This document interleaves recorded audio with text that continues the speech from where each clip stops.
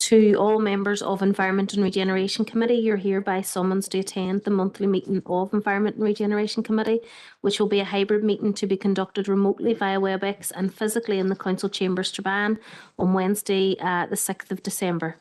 And I'll just take attendance. Alderman Derek Hussey. Aye. Alderman Keith Kerrigan. Alderman Julie Middleton. Here online. Thank you. Councillor Jason Barr. Here. Councillor Raymond Barr. Councillor John Boyle. Councillor Boyle. John says he will be joined online. Okay. Councillor Caitlin Deaney. Sure. Councillor Alex Duffy. Sure. Okay. Councillor Brian Hart. And Shaw?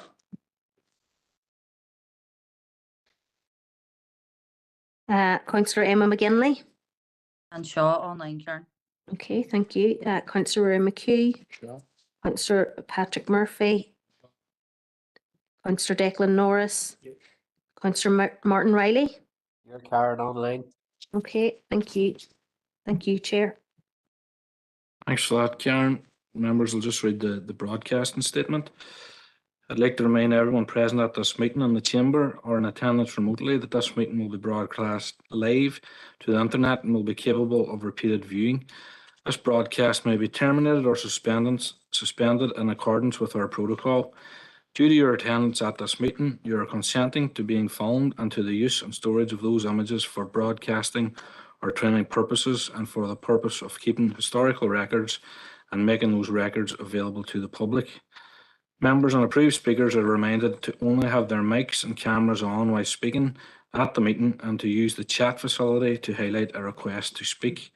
A copy of the Council Privacy Notice may be found on the Council website www.derrystrabane.com. Members, that then takes us to item 4, which is our declarations of members' interest. Is there any declarations in the chamber or online? If not, if any come up during the meeting, you can declare it then or put it into the chat box. So then, members, we move to our next item, which is item 5, and that's our presentation today. I'd like to welcome Dahi Mackay and Mr. Sean McGleed, who are presenting to do with Strabane Greenways, and particularly the Cyan Mills Greenway. You're very welcome. Usually you have around about 10 minutes or so, and then we open the floor for councillors' comments and questions.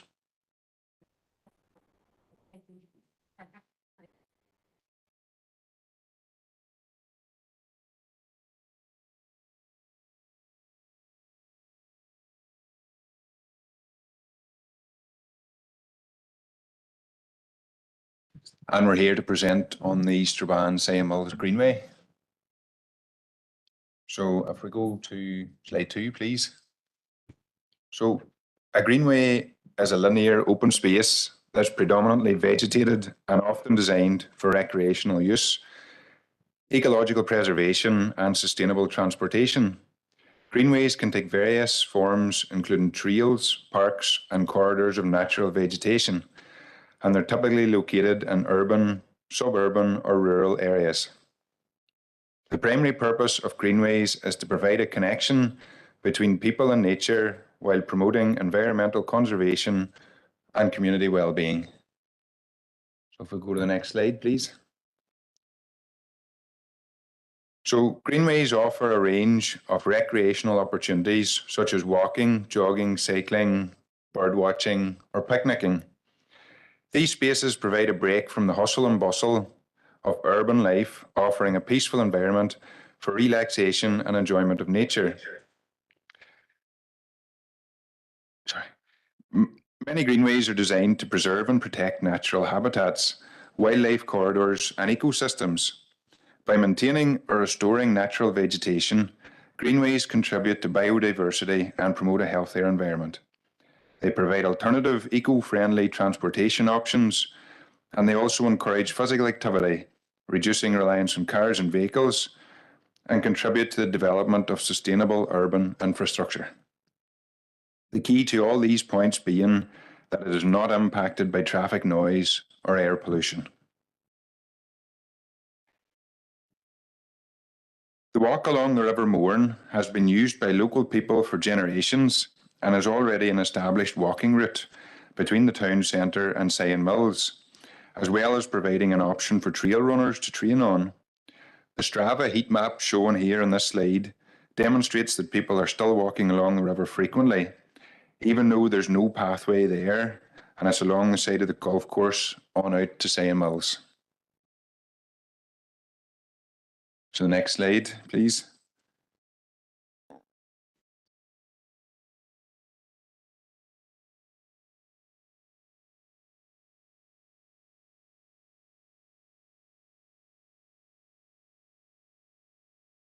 Perfect. The Riverside Greenway was outlined in the Northwest Greenway Plan in 2015 and the 2016 NA Executive Greenway Strategy, which identified Derry Craigavon as one of the 7 primary greenway routes, including Strabane Sion Mills. This sets a target that these should be 75% complete by 2026. In 2019, Sustrans issued a draft report, Strabane Sion Mills Clady. Excuse me, Sean. We've just a couple of messages online there saying that they can't hear. But it's on It's- there now. It was It's it was working. grand at the start. Aye. Sorry, what's that? Could you repeat that there, please? Sorry, You Trent, couldn't at the start, sorry, but it's Emma. clear now. Sorry, Julie. Aye, I was saying the same as Emma. It wasn't working at the start, but it's perfect now. Okay. Go ahead there, Sean. Sorry about that. You're all right. Might just be my dodgy accent. South Derry accent doesn't come across that well, but sure. So the options for developing greenways south of Strabane, but despite all this, there's no new greenway along this proposed route between 2019 and 2023.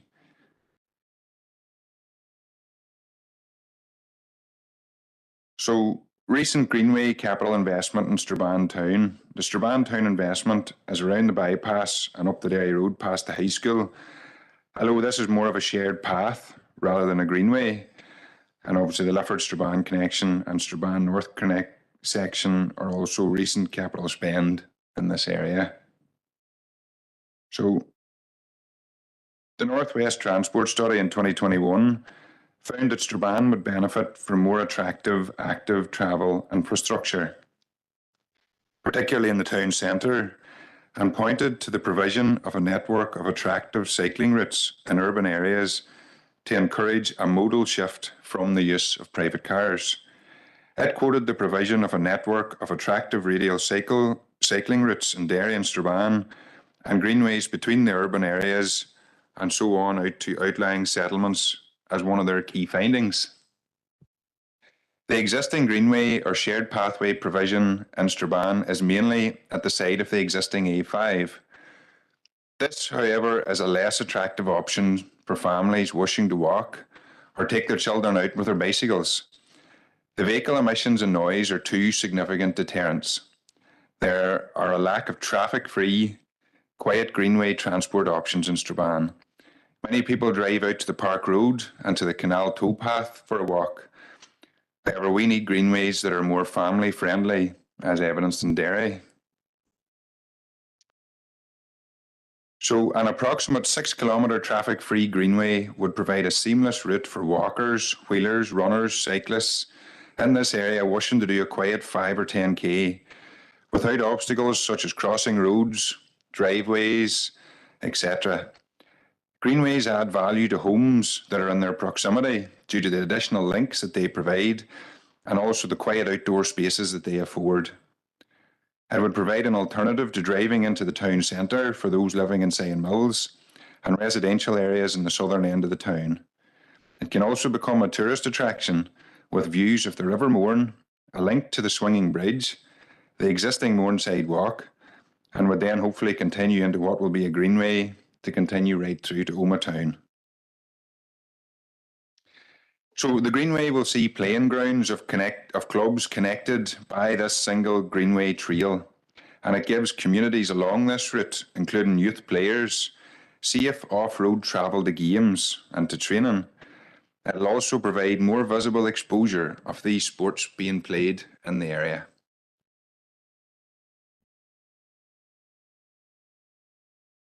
Okay, thanks, Sean. So here's a map. If you can see it there, just about how the Greenway, when it's built, will link into the existing network. So on the opposite side of the river, obviously that will be connected via the new bridge. Hopefully it is completed in the short to medium term. And then obviously that would link the Greenway into the bus station, providing a transport link to communities and businesses on that side of the river. And that will be obviously also a connection across the A5. There's already a shared pathway on the other side of the river there that would goes past the Tinnies, and then that would obviously link into the new Greenway work that will link into Riverine. So you can see how, when you join a few dots up, how the network all really makes sense, linking into the proposed Greenway design. Next slide there, Sean. So this is a couple of draft proposals in terms of the new bridge. So this is really, and it is draft at this stage. So this is showing the bus station as exists in the blue, and then possible pathway connection in terms of green, and then red's obviously the bridge. Next slide, Sean. And if finances are available, you can see there the blue strip that links right into the existing A5. So you would have, if the Greenway goes ahead and if this goes ahead, a seamless link between that point and the A5 right across the riverbank and right all the way to Sion. So you can see, I mean, Strabane does have a lack of green space, as we all know. And it's important that we're kind of imaginative in terms of how we open up green spaces for both physical and health reasons. So this is a good opportunity, and one we believe is economical in the long term as well. Next slide. So the routes that we've outlined on the following maps are approximate. Next slide there, Sean.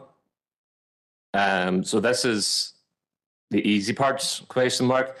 So this is the one we believe has a lot of potential, is already flat, and is already in usage. So any time that you would walk along this particular stretch on the inner side of the water wall, obviously you pass the allotments and Sigerson's pitch as well. So that's all quite flat, very much walkable, and just needs resurface. So we think that's an easy stretch without any issues. We don't think there'll be many issues in terms of land ownership or permissions. And obviously, both the Strabane Health Improvement Project and Sigerson's are in support of the project as well. So there's no real issues there that we see, aside obviously from funding. So hopefully that will be forthcoming. So we believe that's something that could be done without a feasibility study being undertaken. It's something that could be done in the same way that the current work is being carried out in Strabane in terms of the Strabane North section. So we believe that would make sense, even if the Greenway was not to go ahead in its entirety. That would be an important addition to the walking infrastructure in the town. Next slide there, Sean. And then when you go to the other end in Sion Mills, obviously the cricket club's at the southern end of that. And that would take you just towards the boundaries of Sion Mills. And we don't foresee there being any issues, major issues there in terms of converting that into a Greenway stretch. It's already quite flat, it's quite walkable right up until that point, and would add to obviously the good walking infrastructure that already is in Sion Mills and the link to the swinging bridge. Next slide. So this is the part really, and the route is approximate, as there may be issues that the feasibility study would throw up. So that would take you past the business park and the southern end, past some of the major businesses, along the Millmount Road, including the Neils, etc., and then along the boundary of the river and the golf course. So there will be issues there, and we've been keen to emphasise that in terms of this process, in the early stages, you need really good engagement with landowners. We've seen examples elsewhere of both good practice and bad practice. Obviously, in the south, in places like Mayo, there's some really good examples of how engagement has been carried out. We're also aware of others where landowners have torpedoed the proposals. It's important that they are very much the forefront of consultation from the outset and are seen as informing the process and shaping the process as opposed to being dictated to in this. Next slide. So we've just done a rough map just to get a sense of the advantages of this. So obviously, TransLink, obviously the bus station at the top, are very keen to have active travel links to their stations, both rail and bus, so that this links seamlessly into that. The orange circles obviously highlight a number of businesses, a number of major businesses. In the south of Strabane, you obviously have the Fir Trees Hotel there as well. So there's an opportunity there just for a quite simple link into, you know, a six kilometer plus greenway, and you can see the tourism advantages of it. But also, I mean, obviously the planning committee and council passed another proposal for the business park. I think it was last week. So there's more and more businesses being located there, and obviously you're going to have workers located in the town. So this would give them an active travel option, you know, a walking or cycling route to bus stations. And obviously we've put green stars in there just to highlight the communities that are going to benefit most from this. So somebody working in a factory in the south end of the town could cycle to and from work, totally traffic free, no issues. And depending on the time of day they're working, they could get there quicker perhaps than driving through the town. And also, I think, you know, Sean's already highlighted that linkage of the sports club. So if you do walk along this route, and many of us do walk on a Saturday or Sunday morning, you're walking past and you're seeing kids out playing rugby and GAA and cricket and soccer. So it really adds to the experience of the Greenway as well, just to see all that. And then you realise just the potential. This is a safe route for kids to go when travelling to those training grounds as well. So there's just so many win-wins to this being the preferred route for the Greenway. Next slide. Yeah, so for this part, it's largely looking at the slides. We're going to take a wee look at what the pathway looks like at the minute and what it could then look like. It's something we did through our social media channels and got a fantastic reaction to. It enabled people to visualize and get an image of what, for example, this particular stretch here. If we then use the generated image, this is what that particular stretch could look like with the construction works done. So if we go to the next slide, please. So again, this is an existing piece of the Greenway as such. So if we then use the image, the generated image, this is what I suppose it could be like, which would be, as we touched on earlier, for example, going for a walk with your family, just getting away from the hustle and bustle of daily life. It's a perfect scene. It's a perfect picture that you could easily imagine going out on. And as I say, it triggered a brilliant response on social media. So again, there's another stretch of the Greenway as it stands at the minute. And if we then move to the next slide, we get a generated image of, again, what this could be like, which, as you can see, it's a marked difference. Next slide, please. Again, another stretch. And again, the next slide then will show you have your picnic bench, a place to stop, relax, take in the sound of nature. And it's, as I say, we had a fantastic reaction on social media to it.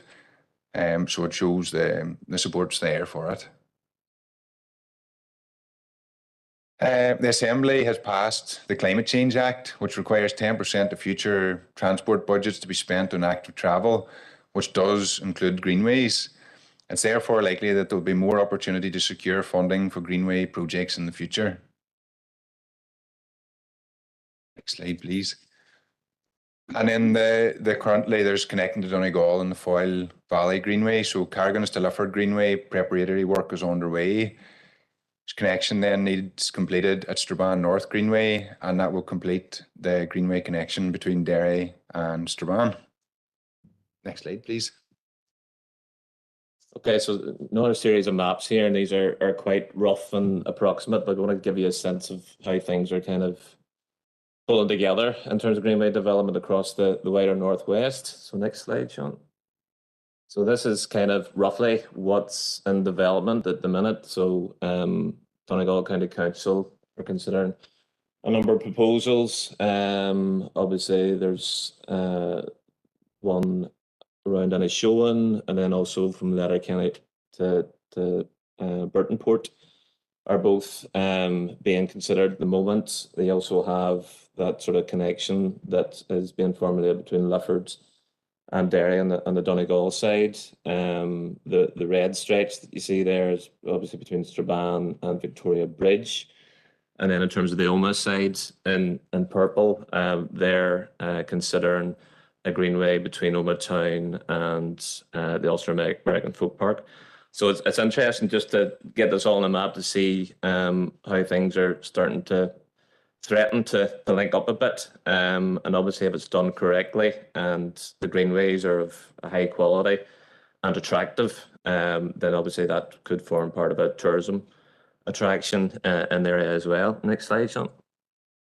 So we've just put Strabane at the centre of this really, and sort of filled in a couple of the gaps to give you a sense of how this could link up in the future. Now, there's obviously other linkages that could be done there in terms of places like Castledurg, a link perhaps between Letterkenny and Derry as well. So these stretches in black aren't in the offing as such, but it gives you a sense of how Strabane could become the centre of linkages north and west and southwest and south in a number of directions. Next slide there, Sean. And that's really kind of roughly how we see the Greenway network developing. Obviously, all subject to funding becoming available, but as Sean said, you know, the executive has to spend 10% on active travel going forward. That's already the case in terms of the Irish government on the south, and you've kind of seen the explosion in terms of Greenway development in the south. So we presume that that's if the funding is allocated correctly, that there will be a lot more available for greenways because the executive not only have to make the 10% active travel spend, they also have to get people out of cars and engaged in active travel.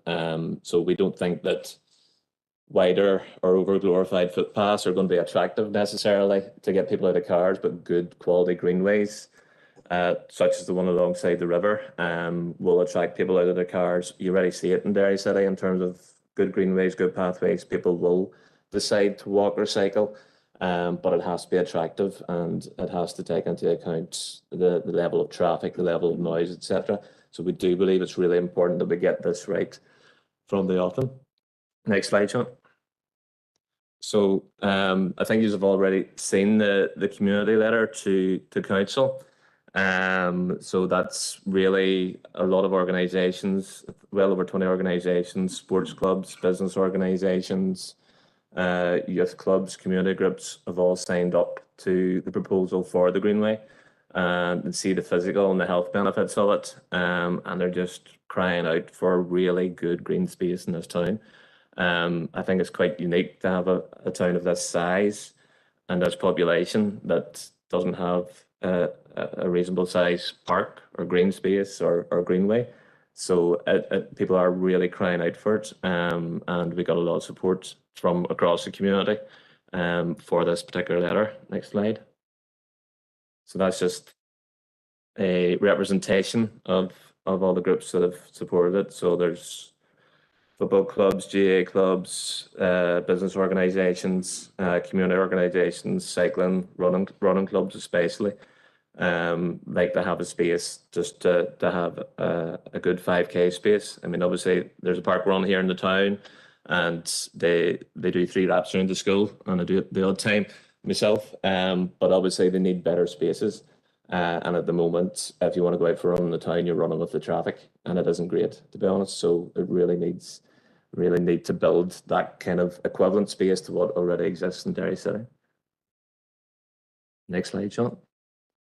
And also, I mean, this is a quote from Community Rescue Service as well. So we thought this was really interesting and didn't even consider it initially. But as said there, you know, it will also double up as a way for the service to access the Mourne quickly and to positive effect, obviously, in the case of an emergency. So there are concerns there from CRS that, you know, it is difficult to access. There are obviously young people that use that stretch, always have done. There's people that walk there all the time as well, myself included. So it's important that they have access to it quickly and effectively, and the Greenway will provide that. And next slide, Sean.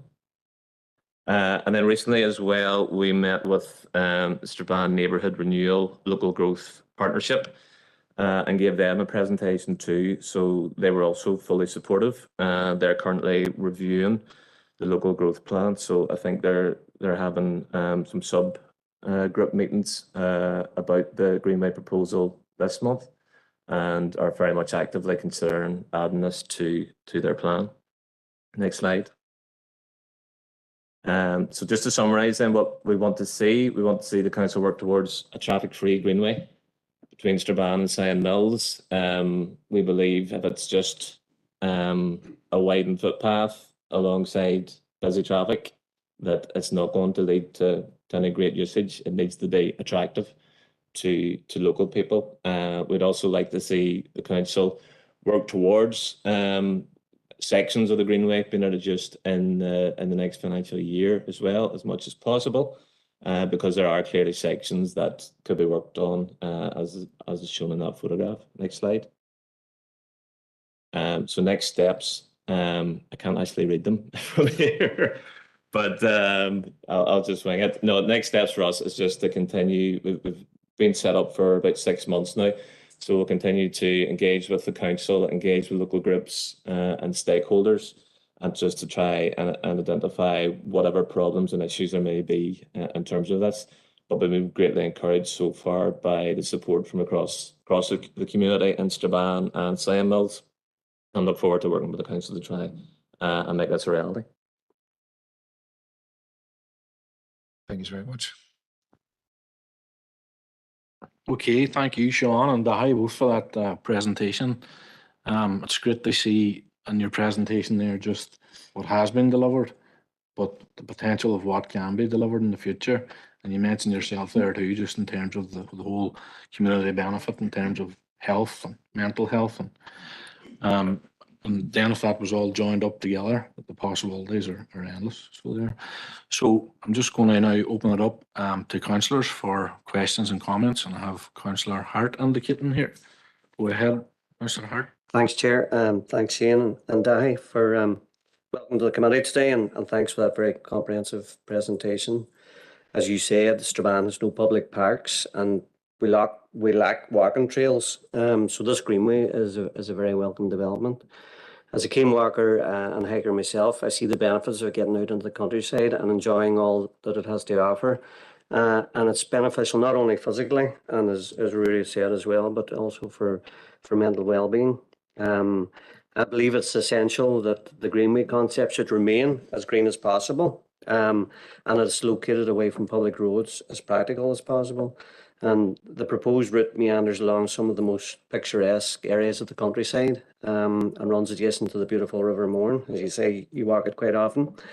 And it can link outlying areas and provide access to workers, as you stated, to the industrial estates along the route, and also to the town itself and the bus station. And I'd just like to commend the work that you and the Strabane Greenways team have undertaken, and offer my support and that of the Sinn Féin team and the council to bring these plans to fruition.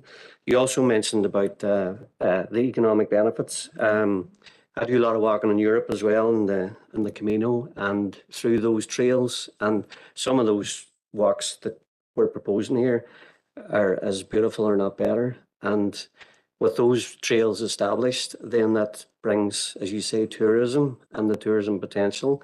And then local businesses will benefit from that. New businesses will come on board as it develops and becomes established. So thanks for coming here and keep up the good work. Oh, I had one query. It was around somebody mentioned to me, and I think I heard you discussing this before, about the railway line and the possibility of the reintroduction of the railways. And if this was located along the railway, how then, when the railway came, would it just be a matter of them coexisting side by side, or what would your views be on that? Yeah, thanks very much, Barney. In terms of the railway, obviously, personally, big supporter of the railway and public transport in general for the town, which is also an area which needs a lot of improvement. But if the railway was to become a reality in the future, as far as I understand it, I'm not a technical expert in these things. It's just a matter of just building on top of it. And obviously, you could put the greenway to the side, really, or so there's technical ways around it in a way, but not obviously the entirety of the greenway route isn't on the railway. It's just part of it, so it wouldn't affect the greenway in its entirety. Thanks. That's all. Okay, our next councillor is Councillor Barr, Raymond Barr. Thank you, Chair, and thank you, Dathie and John, for a very in-depth presentation. Illustrates the benefits of greenways in general and this particular route in particular. And I would be 100% in agreement with you that the Strabane Design Greenway would benefit the town in terms of mental health and benefiting sports clubs in that area. With greenways being prioritised in our areas, including Donegal, it would provide a genuine traffic-free route to allow walkers and cyclists to enjoy a pollution-free green space to exercise. I personally find it difficult to describe the existing walk through Strabane as a greenway, given its close proximity to traffic. I think what we need is something along the lines of the Strathfoyle project. Next year, I would actually like to see council as a carried out work on the stretch behind Sigerson's, as a declaration of intent. Just one question: has there been any opposition to the proposal? Thanks, Raymond. There's been no opposition whatsoever. We've been pleasantly surprised just by the level of support. Certainly in terms of meeting with the Neighbourhood Renewable Local Growth Partnership, there was a wide representation around the table from all organisations, and they were all fully supportive. So there's been no opposition at all. That's not to say that there may not be issues that are thrown up by this, but it's just the demand, I think. I didn't realise just how big it was until we started to engage people in groups on this. And I think a lot of it is to do with health as well. Strabane's a very sporting town, lots of clubs and organisations and a lot of runners out there as well and cyclists, and they're just crying out for good spaces. And I think one thing that's maybe overlooked, I agree with you in terms of the section along the A5. And I would use that, and it's good in that sense from getting to A to B around the town. But you always have to try and put yourself in the footsteps of the mother or the father or the kids or the children with special needs and think, well, what concerns would they have about this particular route? And obviously, those things aren't thought through, I think, at times. So the greener it is, the more child friendly it is, the more family friendly it is, the more effective it's going to be. So that's why I think that this proposal is much better than a widened footpath somewhere through the town. I certainly think that it's particularly it's all about. Okay, our next speaker now is Councillor Hussey, Alderman Hussey. Sorry, I didn't hear you there, Chair. My message was arriving late, but like yourself. Listen, guys, thanks tremendously for the presentation. And although it's called the Strabane Greenways Project, I should point out to you the bulk of it's actually in the Derg electoral area, which I welcome with open arms. I think it's a fantastic concept, and I trust that our officers will engage fully to see what we can do with that. Indeed, this is opposed to Karen. Perhaps that's something that we could make the same presentation to the Northwest Development Group, as it fits in with the overall concept of the greenways and walking routes throughout our council area and Donegal. I suppose the concept is build it and they'll come. And what you're actually saying is, sorry, they're already there. Could you provide for those that are there? And, you know, the idea of taking on through the Victoria Bridge, linking up then with Oma is what has to be done. You mentioned, sorry, the Sion bit there is along the old railway line, anyway, as we know, and is regularly walked. I've been down there myself on various occasions examining various issues along in that area. And I suppose the antisocial issues that do exist can be countered by the presence of people. You know, so have people walking along there, and that helps reduce antisocial behaviour, which can be a problem in that same area, and that would be welcome. You mentioned obstacles towards the end. I suppose, let's be realistic, the biggest obstacle is probably going to be finance. You know, the will is there. What you've said is that the areas that you're looking at, they're the easy bits, there's the wee middle bit, but there's no real opposition from within the golf club that I can understand. So it'd actually be a partnership idea along that route. The group itself, are you a constituted group? And my reason for asking that is, as a constituted group, you can, of course, look for finance that would, you know, the council wouldn't have availability to. So working in partnership, we can build the fund to provide the facility. I'm also looking at the map towards the end of the overall concept and the black line. And I don't know what your view is of the Lifford to Ballybuffet work that's ongoing at the moment, but it certainly doesn't match the concept that you're proposing of an off-road. I would have thought that there are better routes that could have been utilised along, you know, the Finn and into Ballybuffet there, but that's for another jurisdiction to take care of that one. And I'll finally add, and officers have heard me on about this before, at the bend in your red line, which would be the junction of the Mourne and the Derg. I have been looking for, urging that council will consider the old ecclesiastical route, pilgrim route that existed along the Derg Valley, essentially from the St Eugene's Abbey, as was at Ardstraw, through to Loch Derg, which would be a cross-border project. And I've also mentioned that to Deirdre Hart, who works with the Shared Island proposals. And Deirdre, there's nothing in the pipeline with Shared Island at the moment, but she certainly has said she will take it on board. I know that Mike, or Mike, I forget his actual title, Mike has surveyed that route. So there is groundwork done, and I'd love to see that added into the overall concept. Sorry, I'm using you to piggyback onto my request there as well, but I wish you well with the project. And I suppose the only one in there is the idea of assisting with one of the major obstacles, which is finance. Thank you, Chair. Thank you, Derek. Number of questions in there.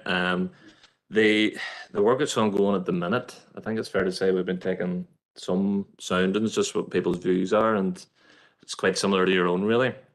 So it may actually sort of highlight what not to do in terms of linking up. It's always going to be useful in terms of having a safer route in Donegal. But you know, are people going to use it in big numbers? They would use it in bigger numbers if it was well lit up alongside the river. It would be attractive. to use. So we'll see how it goes, and we'll see how the other greenways in Donegal develop. But I think we need to try and get this right from the offset. We're not a constituted group as yet. We've been set up about 6 months, and there's about 10 of us, and we're a campaigns group, although it's something we will consider in the new year, if it means we can get some money out of some ways. But funding is going to be the main issue. But we keep coming back to that 10% active travel. That was part of the Climate Change Act. The Department for Infrastructure have to spend 10% on active travel, which is a huge amount of money. It is going to create pressures elsewhere. Our concern is that it won't be used in the right way strategically. So we would like the council, in terms of its engagement with the Department for Infrastructure, to use this 10% right. It has to be with a view to reduce emissions. To reduce emissions, you have to build really attractive greenway footways and cycleways for those walking, cycling, and wheeling. Because there's a risk, I think, that maybe you'll just get a lot of footpaths that are upgraded, which misses the point entirely and won't lead to emissions reductions, which is the point of the Climate Change Act. So that's really the challenge, and I suppose we want the council just to be ready as that becomes a reality in terms of infrastructure budgets, that there's proposals ready to go, oven ready, from the council, so that we can be ahead of other councils in terms of greenway proposals. Okay, and next up is Councillor Jason Barrett. Thank you, Chair, for letting me in, and basically just to concur with all previous speakers. It's great to see a fantastic presentation, and a well-documented presentation, full of detail, full of your vision, exactly what you want. And it's great now the technology that we have for AI to develop exactly what we want to see, rather than having to spend maybe a lot of money and they see exactly what it is. So it's great to see that within the presentation. Just look, the SDLP does give their full support to this, as I'm sure every elected representative from Strabane right on to Castledirk does also.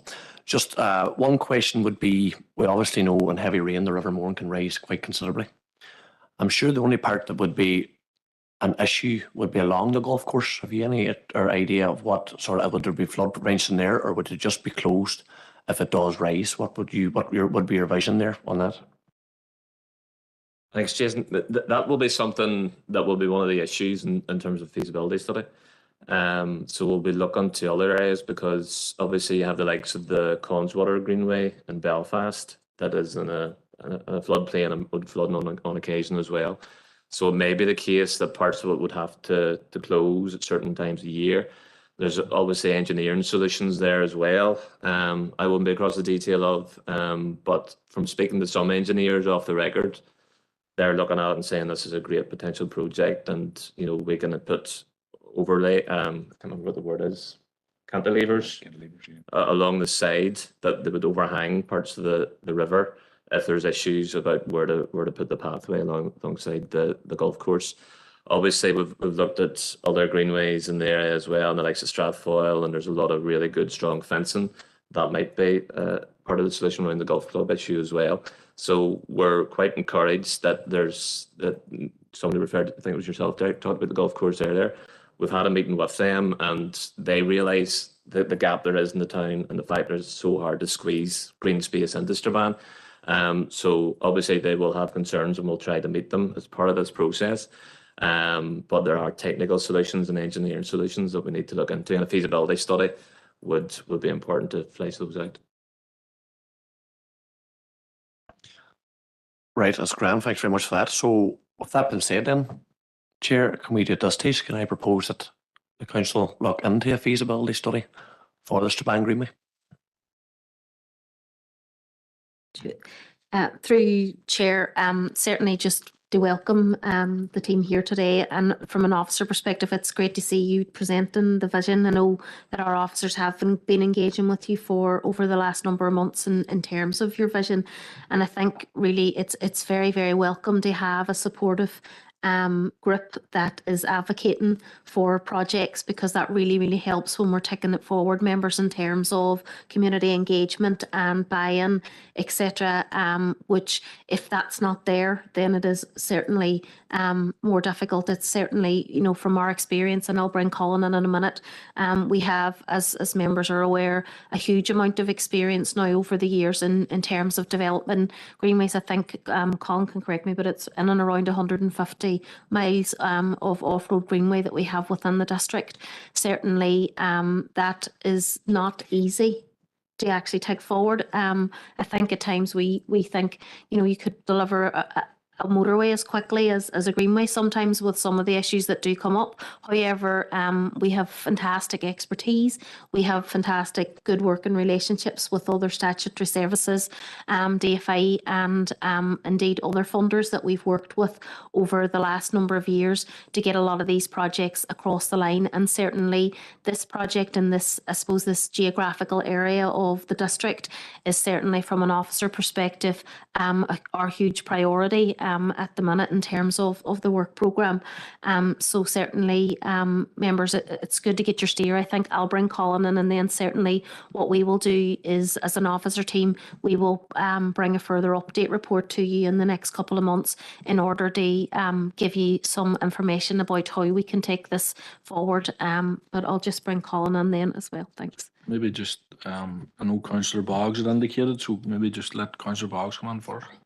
Thanks, Chair, and thanks, Karen. Obviously, I'm not a member of the committee, but just to welcome the deputation under the committee. I think whenever the motion came before Council in September in relation to this, to start with, it was very clear that all councillors and all parties, even those not, you know, councillors not directly linked to Strabane Town, were very pleased, and I share the support that Councillor or Alderman Hussey has, in relation to the fact that this spans across two main DEAs within the district, and therefore it has benefit for a wider range of people. And I think particularly whenever we start to look at projects then that go from Sperrin and Derg, how that then can feed into maybe Fermanagh and Omagh District Council in the future, once we get maybe a greenway in the direction of Newtonsturt or Victoria Bridge and then Newtonsturt and so on and so forth. And you know, I know the very positive campaign that you have ran yourselves, and from day one, from meeting you just over the summer, you know, I told you I thought that you were doing this in all the right ways, and I know when I spoke to officers, they very much felt the same, and that you have come with a plan, you've come with a vision, but one that's very clear. And I think other councillors and members, aldermen would agree, very achievable if the finance was there. And I know that from having conversations with officers outside of committee and outside of council, that they too are keen to work with anybody who has a clear plan.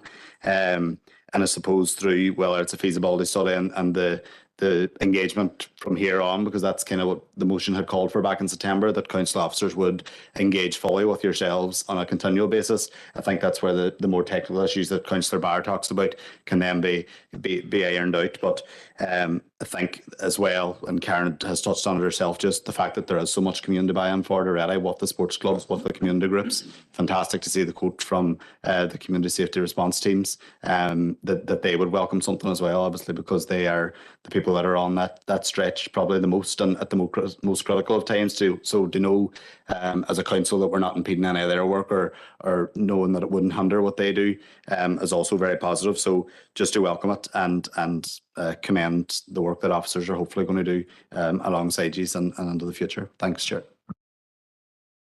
Thank you, Councillor Boggs. Bring on Colin Kennedy now. Good afternoon, members. Excuse me. Sean and Dahi, thank you very much for the presentation. It was very well articulated.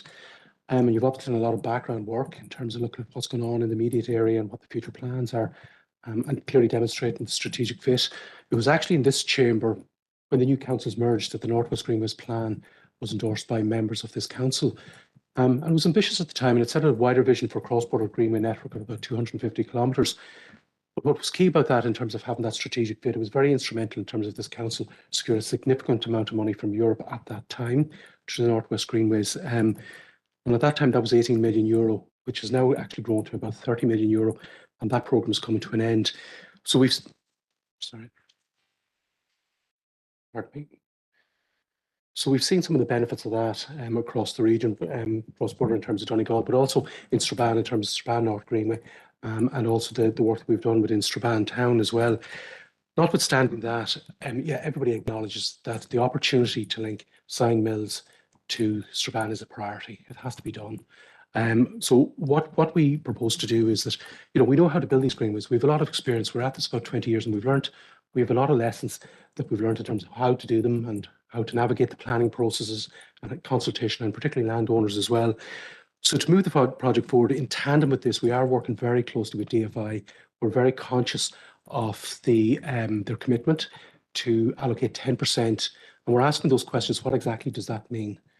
Because whilst we might all think that might be for greenways, that necessarily hasn't been expressly said in terms of active travel. So we need to ensure that there's a significant proportion of that, or if not all of it, that actually goes into greenways development, because we know from past experience and what people are telling us, that's what people want. So that's very important. So we're working very closely with the department in terms of council's plan, and we've had member workshops in this autumn, and we need to bring those back to committee in terms of what the priorities are. So absolutely, this is one of the emerging projects that keeps coming up, that this needs to be done. So moving forward, obviously, the best way of working is between officers, members, and community in terms of this triage of people working together. And then when we get a scheme up and running, then the next thing is that makes it much more attractive to bring the fourth leg of that chair in. It's called the funder. So what we will do is in the new year, we need to start formally engaging yourself on a monthly basis as a steering group to sit down and work through all the detail on this. And that's the way we do that's the way we do business, and it works very successful. So as part of that journey, that you can appreciate, that these things, they take time and they take process. But the key thing in terms of developing any greenway or any project is resilience and sticking with it. So personally, I look forward to working with you guys in the new year and members in terms of taking this forward from today and making it a reality in the future. So thank you very much. Thank you. Just to welcome your comments, we'd be very keen to work with you in the new year. And I was remiss of me not to mention that we've had a number of meetings with Mike, and we've worked with the council over the past few months. And it's good to have a council officer that's so enthusiastic about this kind of work as well. We've been very encouraged, especially with the last meeting with Mike, in terms of this is something that the council is now keen to move forward. So we look forward to working with you in the new year. Alderman Husserl. It's just a quick question. Councillor Barr made a proposal there. Does it fit in with the officer's direction? It doesn't, or it does? Through you, Chair, members, if the committee wants to recommend that, absolutely, it's fantastic. Sure. In that case, then I'll prepare to second that we look at that feasibility study for the Strabane Derg Greenway. Okay, members, just as chair of the committee, I want to thank both of you again, Sean and I, for presenting to the committee today.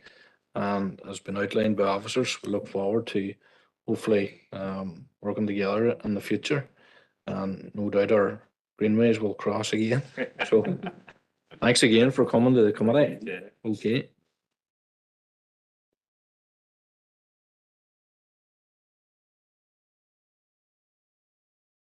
Just for the notes, we do have Councillor Boyle, who joined us online, and Councillor Kerrigan has joined us by phone. Members, our next item is item 6, Chair's Business, and I've been contacted by one councillor, Councillor Alex Duffy, who wants to raise 2 brief issues, he tells me. So go ahead, Councillor Duffy. Good Chair, for allowing me to raise this under Chairperson's business today. So on Friday, the 24th of November, the Environment Agency alerted the Lochs Agency to a potential pollutant present in the Muff River near Eglinton. Subsequent to an initial investigation, the Environmental Agency fishery officers confirmed a significant discharge of harmful matter into the watercourse from a nearby commercial premises. With statutory samples collected from the discharge for analysis.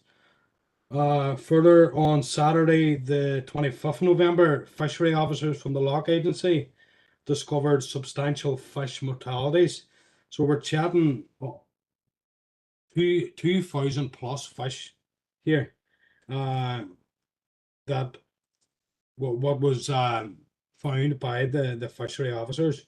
And then on the 2nd of December, additional fish mortalities were identified at the other end of the river down by the airport's emergency gates by local activists. Just for members' information, there's a site meeting actually tomorrow at the Muff Glen. They're meeting at the Eglinton Super Value. And it's a short walk then over. I think this is at 11 o'clock tomorrow morning if anybody's interested. So the reason I'm bringing this to your attention today is for two reasons. So firstly, to appraise members of the incident, and secondly, to request that officers could collaborate with the Environmental Agency and the Locks Agency to ensure members are regularly updated on developments. Additionally, I would like to ask if officers could inquire with the Environmental Agency if this has any implication onto the wider network of rivers down there. So the Muff Glen would flow onto the River Fawn. If that has had or is potentially to have any effect on the pond life within the River Fawn. And then furthermore, if we could find out from the Environmental Agency if this has had any impacts on the readings at the Carmony water treatment works, if there has been any spikes in pollution there, as that is our source of drinking water, as we know. So very sad bit of information coming out of the Locks Agency and the Environmental Agency of over 2,000 fish. Now that's right from a big age, like the from the small fish right up to the elderly fish, and of all different species of fish as well. So very sad. So that's it from me, folks. Yeah, I'll ask Karen just to respond, and there's a couple of councillors have indicated as well. So Yeah, through you, Chair. Members, certainly, I had attended a meeting with the director from NAEA, DERA, last Friday, and I had raised this issue and asked, could we be provided with an update that members could see? So we will follow up on that, and certainly we haven't been made aware of impact on drinking water that we have been told about. However, we will certainly absolutely follow that up as well and come back to members as soon as possible with an update. So thank you, Chair. thanks, Karen. I'm going to bring in Councillor Norris. Thank you, Chair, and thanks, Councillor Duffy, for raising this. I was down at the river myself on the Monday, and you see all the fish being lifted out, and it's not just fish; it's all the life. It's the plankton. It's everything's affected on the river at the minute. I've learned something. I didn't think it went into Fawn. I thought it went on straight into Foyle. I thought the Castle River connected to Gilliram and on down, but that was my question around the Castle River as well, because they join together and go down on the river, but I think we'll get more answers tomorrow, or sorry, not tomorrow, on Friday at 11 o'clock. We're meeting the Lock Agency, so I hope we will get answers. This is a bigger issue than just Muff River. This is Loch Nay, this is Loch Foyle, this is all the wee tributaries, rivers all around the place, so this is a big issue, and we need to get on top of it, because this could be an accident. But if an accident has happened, we need to understand that and see what has happened. If it's not an accident, we need to action and make sure it doesn't happen again. Thank you. Thank you, and I have Alderman Middleton online. Thank you, Chair. So this issue was highlighted to me by local constituents. It's just a major tragedy. I do want to echo what Councillor Duffy has requested. I think that we really need thorough information given to us. I was really devastated when I heard the news, and I've been following it really closely. But I know that NIEA and Locks Agency have been working tirelessly on their investigation, but I think as elected representatives, we really need to be all over this and get as much information as we can about how it happened, why it happened, and how we can prevent it from happening again. Thank you. Okay, thanks for that, Julie. Members, have no further speakers on this particular item. So, Councillor Duffy, if you wish to raise your second item, go ahead. Thank you, Chair, and apologies to members for hogging Chair's business today. I've likely be speaking more today than I have done in my year in council. You're lucky it's near Christmas. The second item, folks, is I've been contacted. Apologies, I muted myself. I've been contacted by a bunch of gentlemen hobbyists who from the Northwest Model Aircraft Club. They're situated just out by new buildings there on council land. It's actually the old council recycling land centre. The members have highlighted the issue, and what the issue is the lack of facilities on site. So may that be washrooms, toilets, or even power. These gentlemen have, with permission from council, have like maintained this ground themselves, and they put themselves on a runway for their model aircrafts, and they keep the grass short for the reason of flying. And they've also like constructed like a small shed and a porter cabin, not a porter cabin, sorry, a storage unit.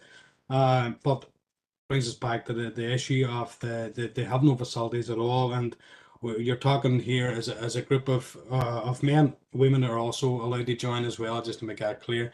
And most of these gentlemen are elderly, and some of them have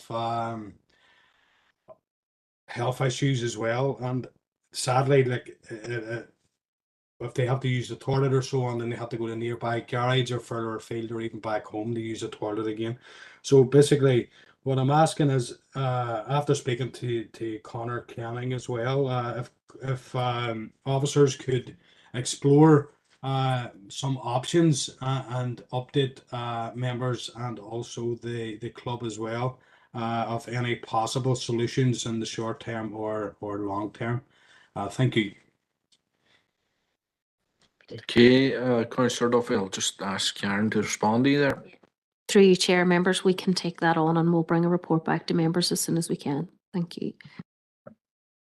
Okay, members, that concludes Chair's business. So takes us then to item 7, which is matters arising from the minutes of our previous meeting, and pages 45 to 54. Any matters arising? Alderman Hussey. Thank you, Chair. Couple of ones. ER 242, which is the issue on Keep Northern Ireland Beautiful. And it's an area where, as we know, our council has been extremely successful. Ulster in Bloom and all of that sort of the aesthetic appearance of our city in particular. And it's on the issue of the wider aesthetics of the district. I want to read a short paragraph from a communication that I received from Ardstraw Area Women's Group. They've been able to transfer the village phone box to their ownership. It's their intention to clean up the surrounding area, paint the phone box, repurpose for the betterment of the village. I'm not sure what they intend to do with it. In order to enhance the area around the phone box, it would be great if the planter could be reinstated that was originally placed next to the phone box. They've received a reply to that from the streetscape supervisor, reading, unfortunately, due to changes made in council, we can no longer plant any rural planters as we do not have the budget to do so. This is why they were removed. Members may recall, the officers certainly will, I mean, I've had this issue with regard to the planters that were in situ adjacent to or with the wishing well style signs, which we're still waiting on to be replaced. I'm not sure when that will happen. But what has been said here is, that no longer plant any rural planters, and specific about rural planters. Are there planters that have been removed in the city as well? And if not, why not? Why the purge? And I just use that word, purposefully. Why the purge on rural planters? I know that when we talked about cutting our expenses, etc., the whole issue of floral displays, etc., around the entire council area were discussed, and we knew that there were going to have to be cuts made. I was specific in saying, well, if the cuts are fairly made, but if all the cuts are made in the rural area, and the city is still getting its fair share of planting and flowers and all the rest of it, that isn't fair. And I want to know what is the situation with regard to that. Can we forget about any rural planters in the future? Thank you, Chair. Same issue, Councillor Barr. Yeah, thank you, Chair. I'm Go ahead. not going to get into any great detail, but I would just like to concur with everything Alderman Hussey has said, and I would have exact same concerns about Strabane. Thank you. Okay, ask Karen to respond. Yeah, through you, Chair. Certainly, members, this is the first that I've heard about this, and certainly it's absolutely not council policy to purge the rural area. It never has been. Certainly, this is something that, as senior officers, we can look into in a bit more detail and come back to members in relation to. And certainly, from an officer perspective, and as members know, it has been challenging to implement £1 million of budget cuts this financial year within the Directorate. Certainly that's not easy. However, certainly from a senior management perspective, our intention has always been to try to adequately and fairly consider how we provide the services with the budget that we have across the Directorate. So certainly, members, as I said, I wasn't aware of this, and I will certainly, Conor and I will look into it in more detail, and we'll come back to members as soon as possible. Thanks. Chair, through you, said I appreciate that response. I'm particularly keen that the issue is addressed. When you have a local community group who are prepared to put, their effort into their local community, it is absolutely vital that they have the support and backing from council when they're doing that. Can I move to my second issue, Chair? Hold on, I have Councillor Middleton online. Is this in relation to this item, Julie? It was, Chair. Sorry, I was just a bit slow in typing that I wanted to speak. Yeah, no problem. Go ahead now. No, and I just wanted to concur with Alderman Hussey that the response, Karen, I really appreciate your reply and the work that you're going to do, but the response does tend to be, when it comes to things like planters or bus shelters or bins, that when it's the rural, it seems to be a funding issue. So maybe it is something that could be looked into, specifically when our rural dwellers are going into the city areas. It's very noticeable, sort of the disparities. So if there was something brought back, or maybe just something to be looked into, that would be really, really wonderful. Thank you. Okay, thank you. Alderman Kerrigan, are you wishing to comment on this issue? Just very briefly, thank you very much, and I do thank Alderman Hussey for raising it. And I was also tagged in the same email said that he made reference to, and the comment from council staff in regards to it. But we have raised this before.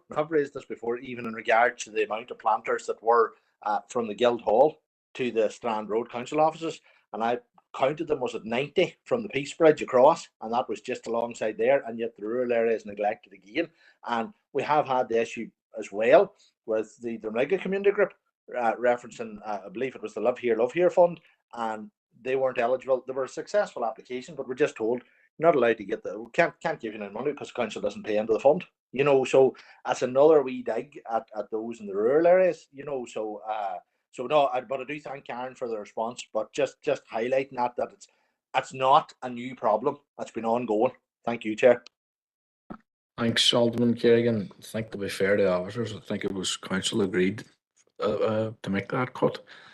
So it was, but I'm going to ask Conor to come on here for comment now. Go ahead, Connor.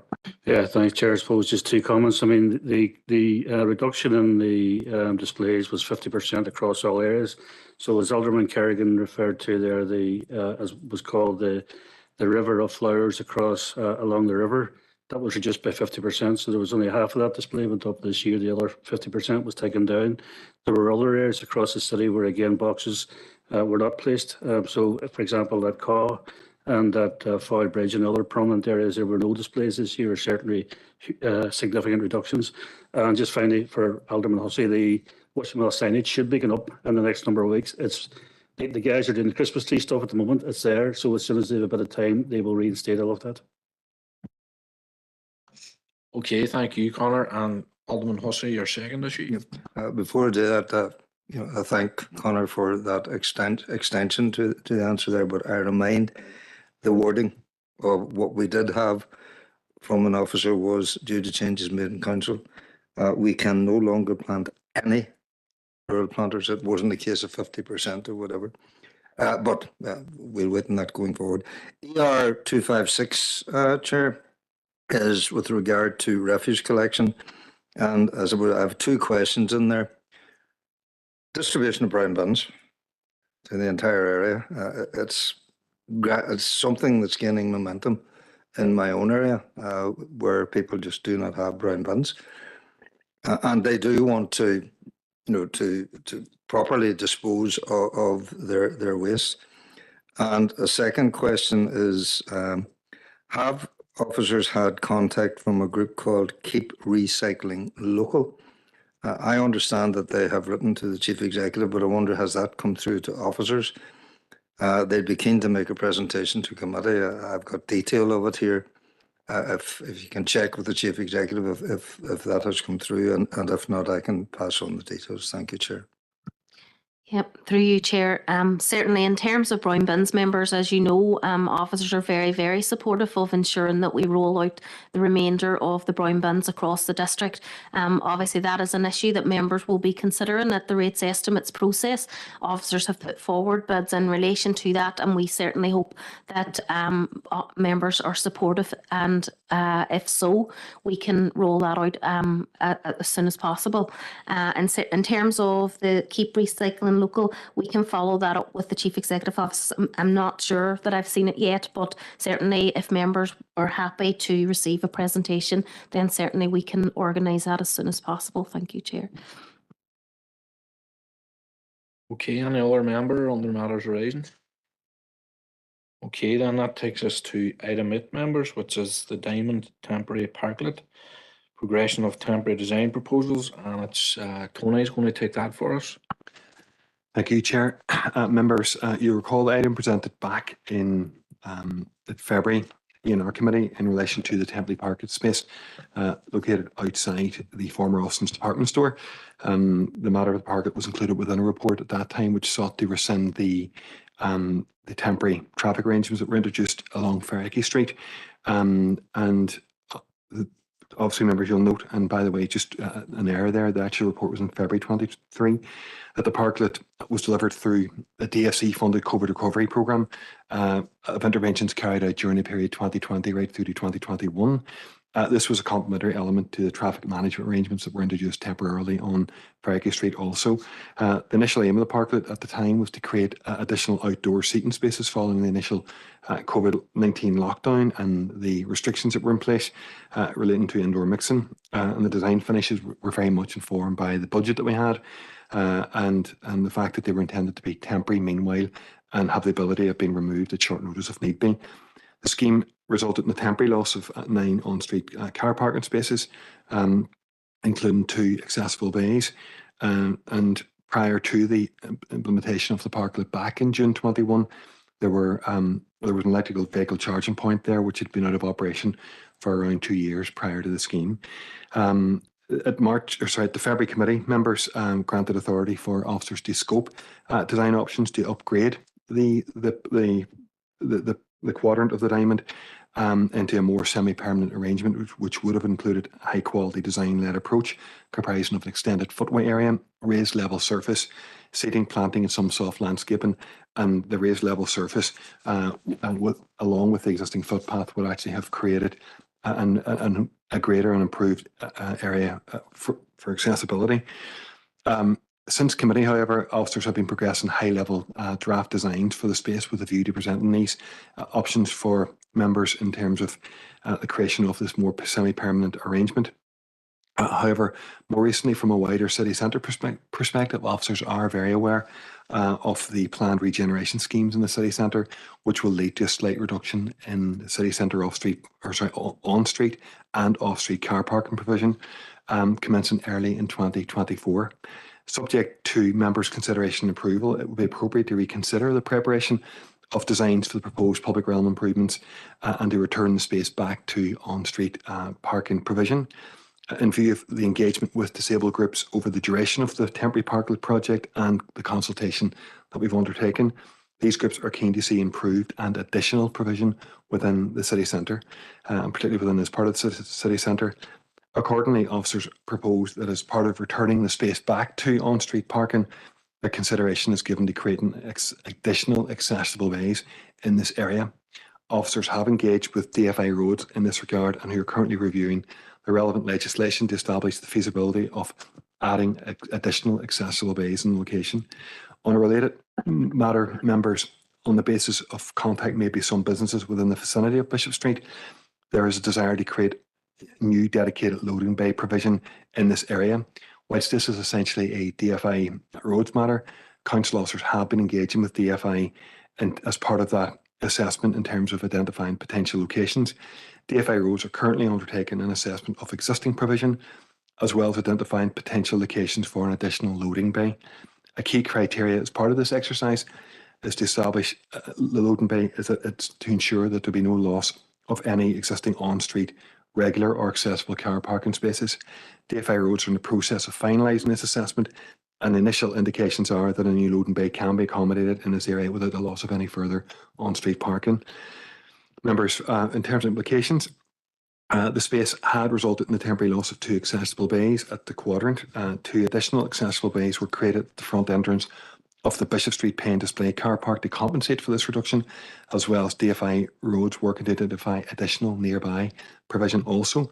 The current proposal to return the space to on-street parking use will return these 2 spaces, as well as the potential, as previously mentioned, to adding to that number as well. So members, should you be minded to approve the return of the quadrant for on-street parking use, then there will be limited cost implications. You'll note that we have secured grant assistance during the summer to upgrade the furniture that was there. And this was a temporary arrangement subject to the future of the space being determined. And should you be minded to approve, then that durable and quality street furniture will be relocated elsewhere and reused by council in other locations. So members, we're asking you to note the contents of the report and to approve the return of the temporary parklet and return it back to on-street parking, and that we formally request that DFI undertake the necessary reinstatement works along with council to enable the use of the space for parking. Thank you. Thanks for that, Tony. I have a number of councillors indicated, and the first of which is Councillor McGinley online.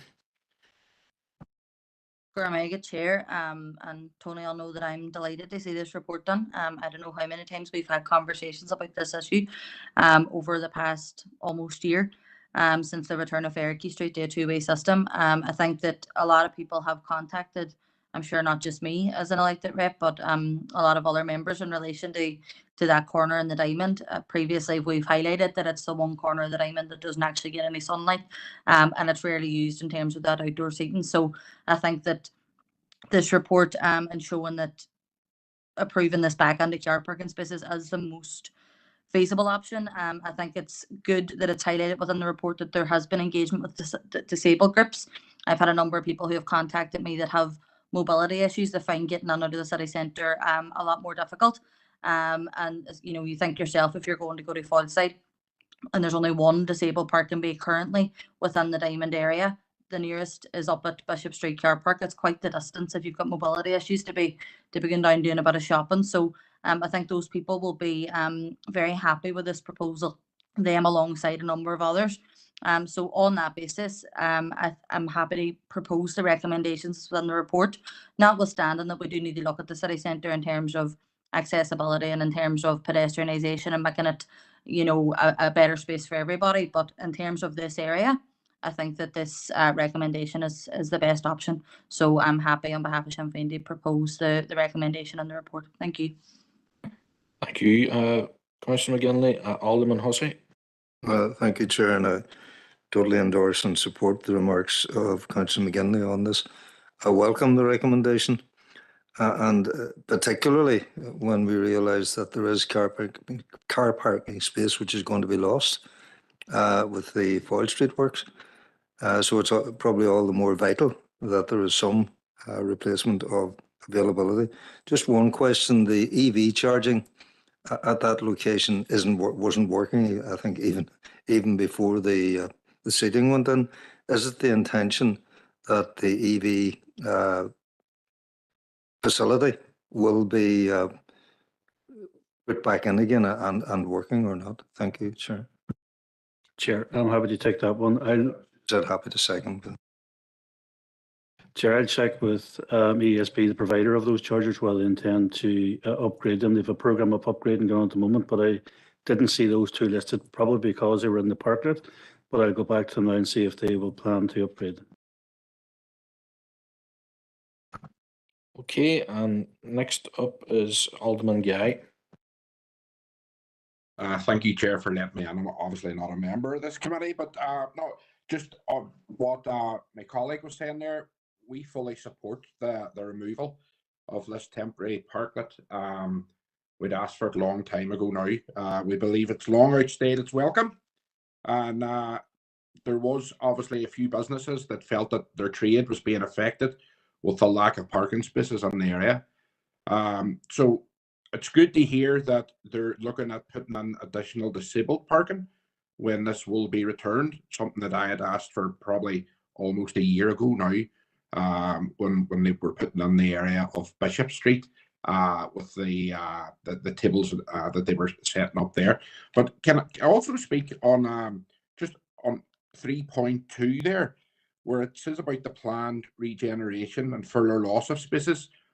And obviously DFC, which are behind that project and in around the Society Street car park area and the loss of spaces to Society Street itself.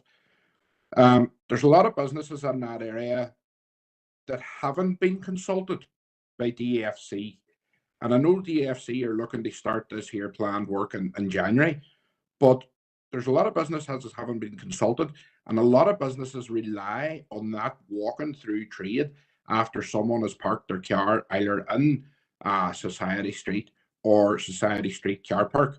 Now, I'm not a member of this committee, but perhaps my colleague there would ask that Councillor write to DFC and ask them to consult with all businesses in the Society Street area. Thanks, Chair. Through Chair members, I can come in on that particular point, and certainly officers have been engaging very closely with DFC in terms of this particular issue over the last number of weeks, and they do have plans to consult with all the businesses again. Certainly this is a project that went through the planning process, so there was obviously consultation at that stage, but they do intend to consult again. And members, just for your information, we have invited DFC to present on that project to the Environment and Regeneration Committee. I believe they're coming to the February meeting, depending on the schedules, etc. So they will be able to provide members with a further update on the project, etc. at that particular meeting. But certainly we will take members' comments back to DFC today as well. Thank you, Chair. Thanks for that info, Cara. Thank you. Thank you. And Councillor Boyle online. Thank you, Chair. Interestingly, I was going to raise the Society Street car park matter myself as well. And I note that Alderman Guy wanted to make a proposal. I don't think, in the light of Karen's response to Alderman Guy that requires that proposal now. But if it does, then I'm happy enough to propose it on his behalf. But evidently, DFC have said that they're going to reconsult and they're going to come and present to us in February. I too and colleagues of mine, very specifically Mark H. Durgan and Sinead McLaughlin, have heard quite a number of representations from business owners in and around that part of the city centre, and the potential impact of the loss of the parking spaces there. Coming back to the original report, Chair, I think you're probably going to find that there's unanimity here in relation to the reinstatement of the parking spaces in that quadrant of the diamond, and actually the additional disabled parking spaces that will be in place there. I think we all have to be honest with ourselves in the sense that whilst we do recognise that this was in response to a particular event, a very unusual event in the COVID pandemic, it quite simply didn't work. And sometimes you got to hold your hands up and say, we tried it and we didn't work. As I recall, elected members were unanimous in trying something. I don't think anybody opposed the idea of investigating I suppose, developments like this, but this one just simply didn't work, and it didn't work for a number of reasons. Some people have already outlined them. I think very specifically, actually, and probably one of the most interesting ones, aside from the loss of parking spaces, was that we cited these picnic tables, for want of a better way of putting it, in the darkest part of the Diamond area, as I think Councillor McGinley already outlined. That section of the Diamond never sees sunlight from morning right through to sundown. So I suppose when we look at it now, it was a kind of an odd place to do it. Spent a lot of time and still spend a lot of time in and around the city centre. It was very evident to me that it was very much underutilised. People weren't comfortable sitting there. They're effectively sitting on the side of a very large roundabout in some senses as well. Not a particularly healthy place to be sitting when you bear in mind the amount of traffic that was going around the Diamond area. So again, on behalf of the SDLP, we too welcome the idea of removing the various pieces of furniture that are there and returning it and reinstating it back to its original purpose. However, I do welcome the fact that the furniture that we had received grant funding for can be relocated in other parts of the City Industry Council area. I don't think we need to be exclusively just thinking about the city as well. And on behalf of my rural colleagues, that there's always a potential for that to be used broadly and more widely too. So obviously, I'm sure officers will be exploring possibilities and potential with that. But I think we all have an ambition to see pedestrianisation, but it has to be done in the right way, and it has to be done with the appropriate consultation as well. And that also goes, and bringing us back, that also goes for the proposals for Society Street, Chair. So I do, myself and my colleagues, look forward to hearing from the DSC officials when they come in February. So again, I support the proposal. If it needed a seconder, I'm happy enough to second it. Yeah, I think it's already been seconded there. Alderman Hussey, are you content? Yeah, I had seconded the original proposal. I just want to basically say, yes, I appreciate what Karen has said about that will be followed up with DFC. But just to add emphasis to that, that I think what we're proposing is that DFC are requested specifically to ensure that all stakeholders in that area are involved in the process. Yeah. Yeah, that's okay. Okay. All right, members, that's been proposed and seconded. Take it it's unanimous. So we'll move on then to item 9, which is the exploration of dog exercise areas. And Karen's taking this one for us. Thank you, Chair. And the purpose of this report, members, is to seek approval to progress a pilot dog exercise park within the council area in St Colum's Park. Members, you will recall the notice of motion in September, which is outlined in section 2.1 of your report. And I think just, before we go on to the potential pilot, just for clarity, our existing dog control areas that were adopted within the Derry City and Strabane District Council area have been well received by members of the public and dog walkers, and compliance with those has been high. And members, just for your information, unlike many other councils in Northern Ireland, our dog control areas have ensured that dog walkers can still exercise their dogs off leads in park, with the exception of Brook Park, which is an ornamental park and has always required dogs on leads. Dogs are only required to have their dogs on a lead in parks while they're walking on the pathways, and there's very few additional restrictions, just such as play parks and the football pitches, where we had particular issues with dog foul, etc., and feedback from relevant stakeholders. So members, just in the key issues section of your report, which members have already received, we've just gone through various different approaches to this across Northern Ireland.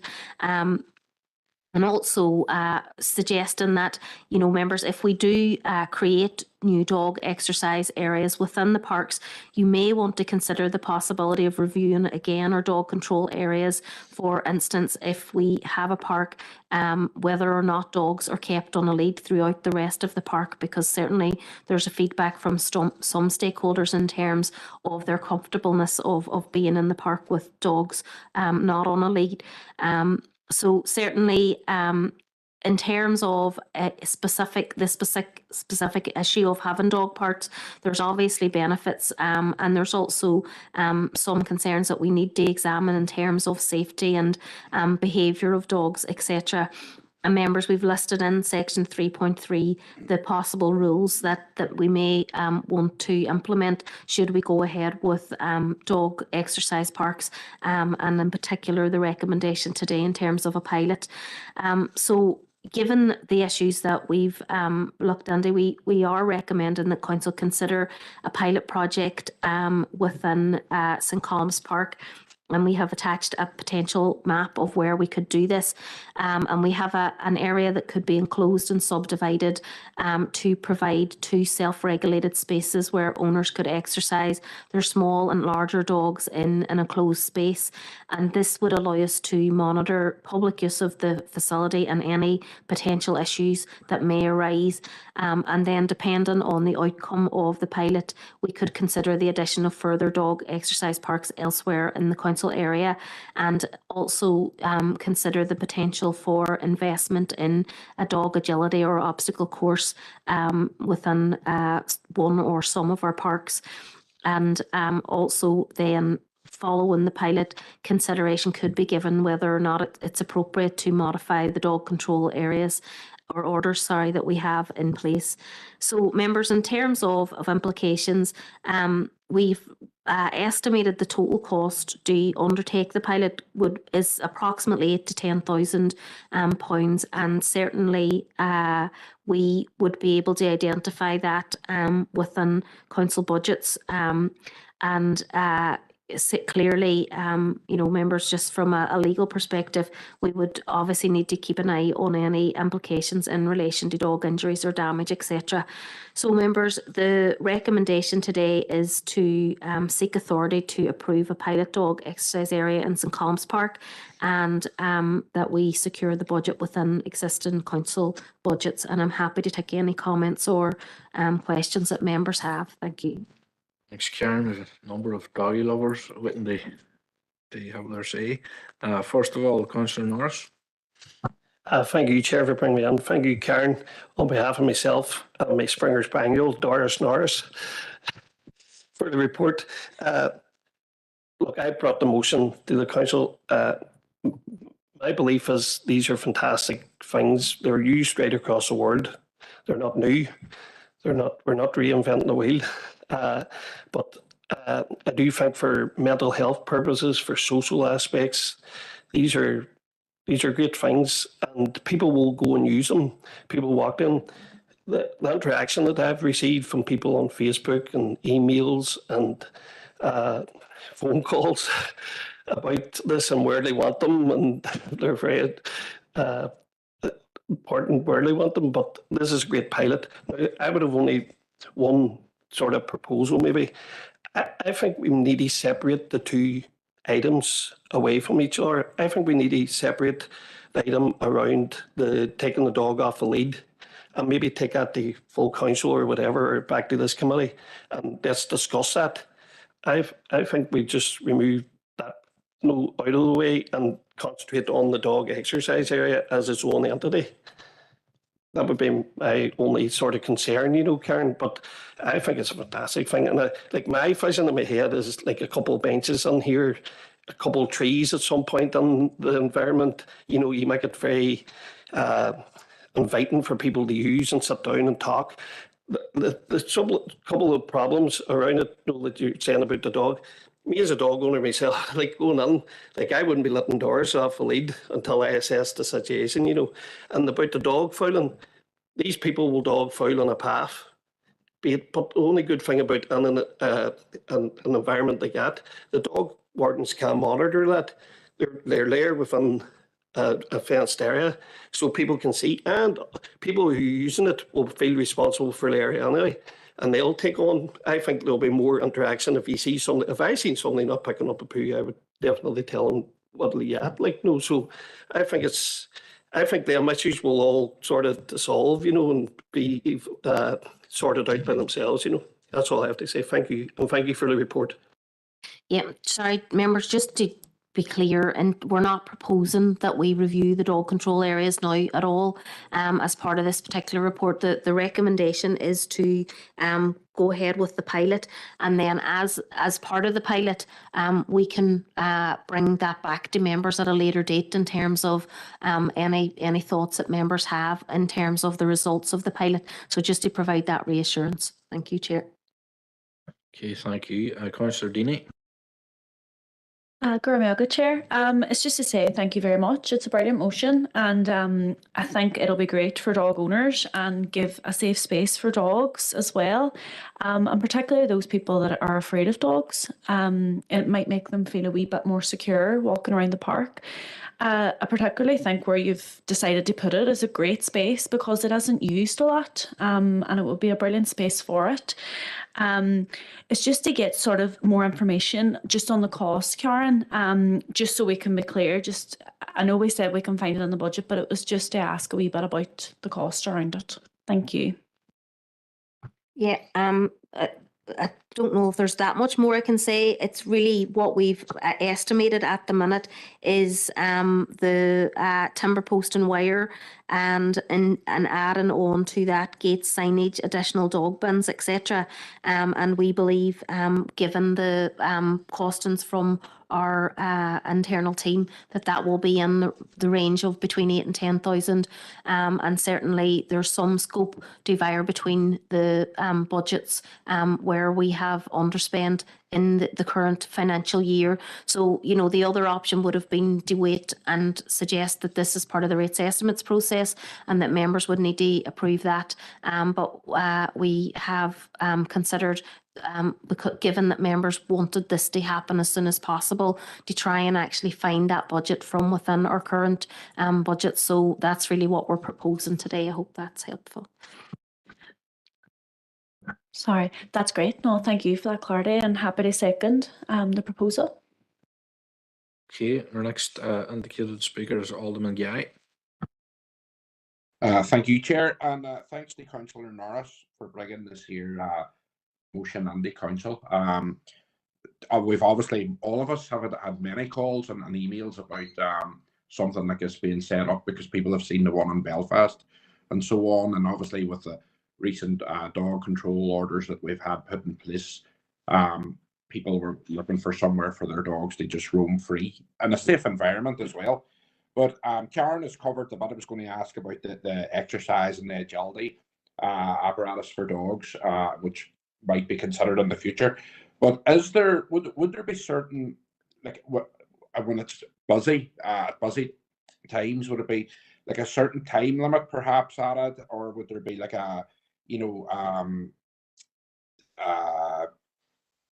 is there going to be like where only so many dogs will be allowed in at one time, or will that all be looked at, or will it be basically when it opens, it'll be sort of surveyed and then looked at if they need to make changes in? Any idea yet on how that end of it will actually run? Thanks, Chair. Yeah, through you, Chair. Members, we've covered in 3.3 of your report some potential rules, if you like, that we may be able to put into place based on the operation of these types of facilities elsewhere across Northern Ireland. We will basically consider what we think is the best option, and certainly we can then look to amend that if there are any issues. So I would suggest that we would want to have a maximum number of dogs, and it is a very good point to consider if that was the case. We may have a waiting time or something like that, but we'll just have to, I suppose, see how it works dynamically. But we will implement a number of rules, and they would be put on to signage, etc., in and around the park, so that people are clear. And certainly we would use our social media channels, etc., to advertise that to people once we have an opportunity to move ahead and get this installed. Obviously it will take a little bit of time to be able to order the materials and program in the works, etc., but we will get on to that as quickly as we possibly can. Thanks, Chair. Okay, thanks, Karen. And Alderman Hussey. Just a brief one, and thanks for the report, Karen, and welcome the outcome of that report. It is a pilot and can be developed. I note in the report under 3.1 that the one in Belfast, it's actually on a greenway. And is that something that would need to be considered going forward on the development of greenways? You have dog walkers, and that's okay, you can take your dog for a walk. But dogs do like to get off the leash and go rabbiting about. So, it might be something to consider as the greenway system is developed, that included in that would be dog enclosures where a dog can be let off the lead when dog walkers are taking the dogs out. Chair, happy to take that on board. Thank you. Yeah, I'm just thinking we have a Doris Norris. Do we have a Husky Hussey? Councillor Duffy. Cockapoo. Good Chair. But we do have an EV Duffy, if that's any good. No, just I would like to thank Doris and as her owner, Councillor Norris, for bringing this original motion. As a proud dog owner for many years, it's welcome to see somewhere where responsible dog owners can go within a controlled environment and let their dogs off to run about and meet new dog friends. But it was also interesting to see within the paper that council actually considered like segregation of like the smaller dogs to the larger dogs and all that. So there's a lot of good work there and a lot of thought put into that report. So just happy to see it and happy as Caitlin already said there, the party's happy to support it as well. But thanks again to Councillor Norris for bringing this. Okay, members, no further indicated speakers on that item. So that takes us then now to item 10, the Newton Stewart Regeneration Framework, and that's going to be taken by Tony for us. Yeah, thank you, Chair. Members, you recall items we presented on this matter last year, November, December, and also more recently in September, in relation to the preparation of the draft framework. And this framework followed on from a notice of motion that came in 2021, mandating officers to prepare a regeneration framework for Newton Stewart Town Centre. Following the notice of motion, officers have been engaging with local business stakeholders, as well as assigning council staff resources to coordinate and prepare the draft framework document itself. This has involved the creation of a technical steering group made up of council officers from all three council departments, as well as relevant statutory stakeholders, including Historic Environment Division and also DFI Roads. Officers have also engaged with local stakeholders earlier this year in Newton Stewart by means of public engagement workshops. Those were held back in February, as well as direct local engagement with the local town centre traders group and the Newton Stewart Heritage group as well. The two workshops back in February were attended by a cross-section of attendees, including businesses, community organisations, residents, and these helped to provide an important perspective to some of the key issues from those living and working in Newton Stewart. Engagement with the stakeholders has been a very important exercise in terms of officers understanding the key issues within Newton Stewart Town Centre and how the framework might assist in addressing some of the challenges. The engagement has also provided the opportunity for local stakeholders to articulate the opportunities in the town and how they'd like to see it develop over the next 5 to 10 years. In parallel with the preparation of the draft framework, officers have been actively working on and advancing and initiating other funded capital projects in or near to the town centre, including the commercial facade painting and environmental improvement scheme, and that's due to commence in January next year, 2024. Resurfacing of the Town Hall Street car park, which was launched yesterday, and it was a £50,000 investment by council and completed back in October, as well as the pathway upgrades at Vaughan's Home, valued in around £400,000, and the works there are currently underway. The draft framework document is attached for your review, members. The document and its actions are informed by the survey work, research, engagement and consultation which we've undertaken over the past 12 months. The framework has similarities to a master plan, but it is a more focused and condensed document setting out the opportunities, challenges and the regeneration objectives, as well as a series of proposed indicative actions. The framework, members, you'll see there are a number of themes there, including streetscape, heritage, access, etc. And under each of the themes, the framework contains a series of actions below those grouped under short, medium and long term. And along each side, each action is a lead delivery partner, in addition to those stakeholders identified as playing a supporting role in the delivery. In terms of implications, members, the framework focuses on a key rural town within the district and sets out the regeneration strategic vision and series of indicative actions going forward, which will contribute to the economic, social and environmental well-being of the town over the next 5 to 10 years.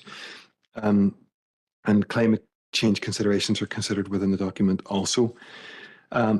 Members, you'll note from the outset of the exercise, and we previously reported that the framework represents a positive statement of intent by council and partners in terms of clearly articulating the regeneration vision and the ambitions for Newton Stewart Town Centre. As with all plans of this nature, there are currently no confirmed budgets set aside to deliver many of the actions contained therein. However, the framework will be used to help us influence investment decisions by relevant stakeholders and play an important role in helping to secure external funding opportunities also. It's important to acknowledge the challenging economic climate that we're currently in and the uncertainty around future funding sources for both central and local government. And this may, obviously the delivery of any actions contained in the framework will be influenced by the level of funding, which may impact on the implementation and the delivery timescales, which we've already noted. Officers are already engaging with central government departments in relation to how their current and future activities might align in order to assist the delivery of the document itself. In addition, officers have also identified some short-term actions which is actively progressing in conjunction with local town centre traders group and the heritage group as well, and they're currently ongoing. Officers across all of the three council departments have been working closely in the co-design of the draft actions and are committed to progressing these as part of their respective work plans. The framework's been prepared in-house, members, by a collective of council officers led by the Environment and Regeneration Department. There's been no external technical consultancy input to this exercise, and whilst the resources committed to the exercise have been largely through allocating staff time, there has been a small cost in relation to graphic design and any future printing that we do of the document. So members, should you be minded to endorse the draft version of the framework document, officers are proposing to undertake a further round of public engagement in order to provide local stakeholders opportunity to review and comment on the draft document. Officers are proposing to undertake this engagement during the period January to March 2024, with a view to bringing back the final version to this committee for formal adoption. So members, we're asking you to note the contents of the report and to endorse the current draft version that's been appended to the report, and for us to initiate the public engagement exercise as noted. Thank you. Thank you, Tony. I have Councillor McGinley indicated online. Mega Chair, and apologies, a party colleague Caroline Devine was to come in and speak on this item for us, but she's not been able to get online due to other issues, so I'm just going to cover it from our perspective. We do support the recommendations within the report, and I'm content to propose that. I think something that's really positive that goes the whole way through the report is the focus on consultation. And obviously previous items today have highlighted the need for consultation, and I think that this report is highlighting how that's been done and will continue to be done, to look at Newton Stewart and the town centre and how that could be regenerated. So I think it's a positive report, and we'll look forward to the final version of the framework being brought forward to committee following the further consultation. Thank you. Thank you, Emma. Alderman Hussey. Thank you. Very similar to Councillor McGinley again. Welcome the report. It's quite a comprehensive report, but I particularly, as Councillor McGinley has done, welcoming the fact that there is ongoing consultation. This is a live document that folk can still look at and have input to. One question on the outline map. I think it's described as the settlement limit. I note on that the MART, it's on page 9 of the presentation. The MART, which is at the top there, is not within that red line. Is there any rationale as to why that isn't? It's quite an important feature in Newton Stewart there. Through the chair, that's the settlement map which we've actually extracted from the current planning designations, and therefore that's what that situation currently is. So is it outside of the consideration? Yeah, well, in the actual, I suppose that came from the Strabane area plan. So that is the actual limits of the settlement limit as through the Strabane area plan. Clearly, members are aware that the next phase of our LDP will be looking at some of those issues. So that may well change once we go through that process over the coming months. Chair, whilst to understand the boundaries, etc., but from the perspective of an important, basically business in Newton Stewart, it needs to be within the overall context going forward. Yeah, no, we're not suggesting that it's not included as part of the Newton Stewart framework, regeneration framework. It's just that is to actually point out, I suppose, within the document what the current settlement limits are in the current LDP. But certainly, obviously we've included other areas of the town that are not within the settlement limit as well. So more than happy to keep that on board. Okay, members. Item 11 then is the Northwest Decarb feasibility study. Thanks, Chair. Connor's taking us. Sorry, members. I think, we had a proposal from Councillor McGinley. Alderman Hussey, did you second it? Yep. Content to second it. I think we're all in agreement. Thanks, Chair. This report is to advise members of the results and recommendations of the Northwest Exemplar Decarbonisation of Public Buildings and Transportation Feasibility Study. The project was funded by the Shared Island Unit and is in response to the Northwest Regional Energy Strategy, which was developed and produced in 2020, which sets out the identified short, medium and long-term objectives to achieve net zero emission targets by 2045 by focusing on 5 main themes: energy efficiency, low carbon heating, low carbon transport, renewable energy and energy storage and smart energy management. As stated above, consideration of this, Donegal County Council and Derry City Strabane Council submitted a funding application to the shared island unit and were successful in drawing down funding to take the project forward, with Plan Energy appointed to implement the project across 4 decarbonisation zones, 2 in Derry and 2 in Donegal, Ebrington, Castlederg and Gordahart, Carndona. The scope of the project really involved conducting 2 levels of energy audit, producing a marketing and communication strategy, identifying biodiversity and sustainable transport opportunities. Plan Energy carried out 56 level 1 audits in public sector buildings across the 4 zones, and level 2 energy audits were carried out in 30 buildings across the 2 council areas. Detailed recommendations were made regarding building fabric upgrades, heating upgrades and renewable energy potential, and those have all been outlined in the appendice attached with the report. Measures identified for all properties were consolidated into work packages and high-level budgets were established. The project investment across the 4 zones to bring all 30 buildings up to high energy performance is estimated at €6.3 million. Implementing these measures would deliver €0.647 million annually in terms of energy savings, and also reduce carbon emissions by 1,389 tonnes. And the £6.3 million budget includes the management fee, obviously, to the company. Of the 15 buildings audited throughout Ebrington and Castlederg, 2 are council owned facilities, Derg Valley Leisure Centre and Folly Arena. The most significant building for improved energy efficiency and maximising renewable energy generation is Folly Arena. As members will know, it's a leisure centre and has a significant energy requirement. The report incorporates more than 2 million of available grants, though these are widely available in the Republic of Ireland, but limited to a small number of specific small-scale grants in Northern Ireland. Northern Ireland organisations have limited access to external funding streams such as EU ELENA funding, etc. And this will present a challenge in taking projects forward within the council district.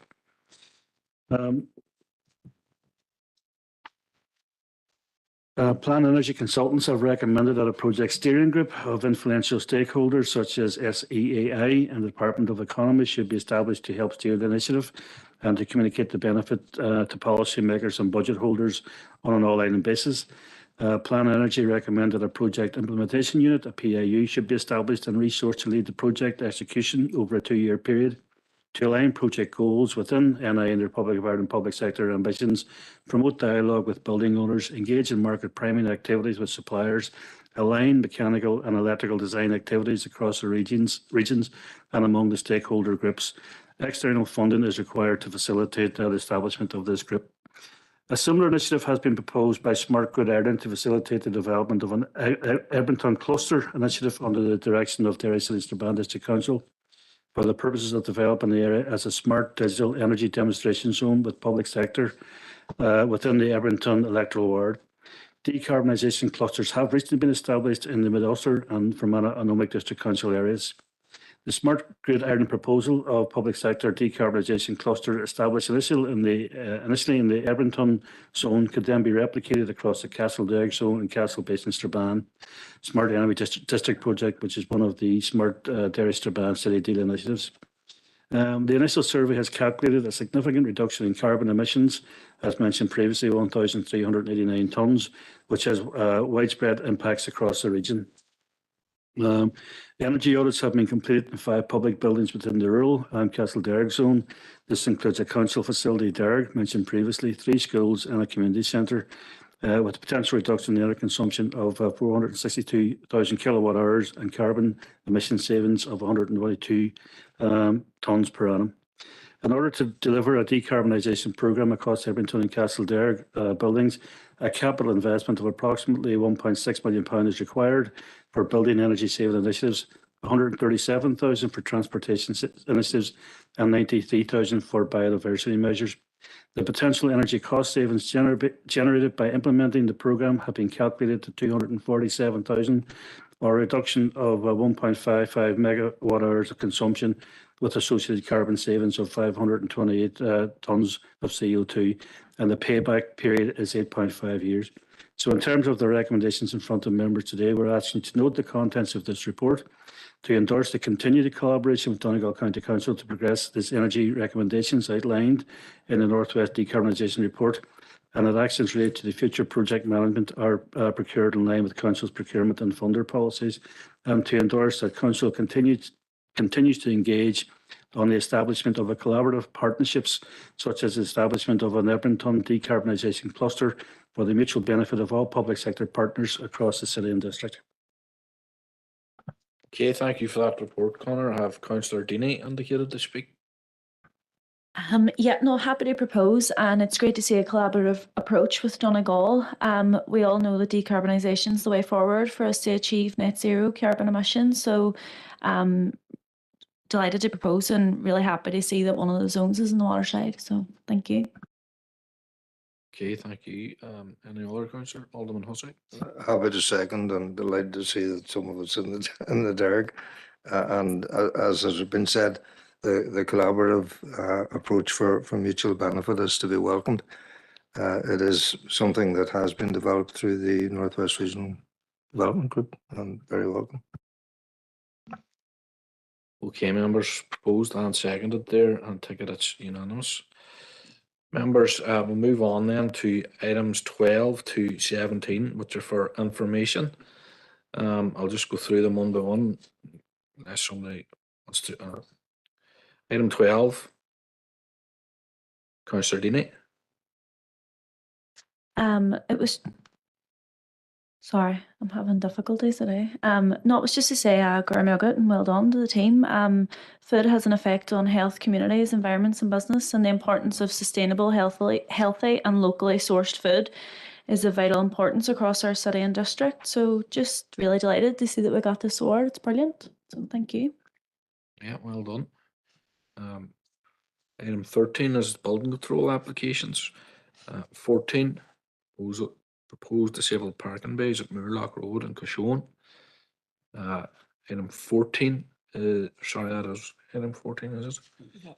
Yeah, item 15, I have Councillor Duffy indicated to speak.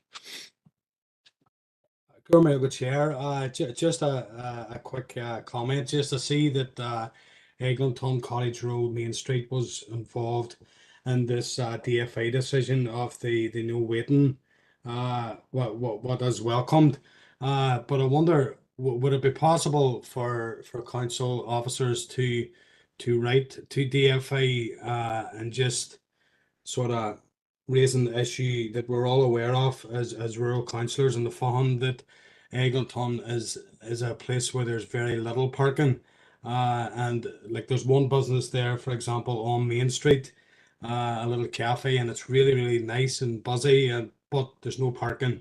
And then also on match days at the cricket club, there's a lot of double parking and parking of footpaths and so on. And it's all due to the lack of parking. So if council could write the DFA and ask them if they could look at the situation, as I know I have wrote to them, and I would say the other councillors have done so as well, it would just help matters. Thank you.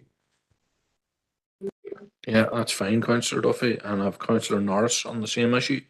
Just really to concur with Councillor Duffy, just as point of information, I have requested double yellow lines on one side of Cottage Road. DFA have confirmed that they are going to do that, but it's going through legislation.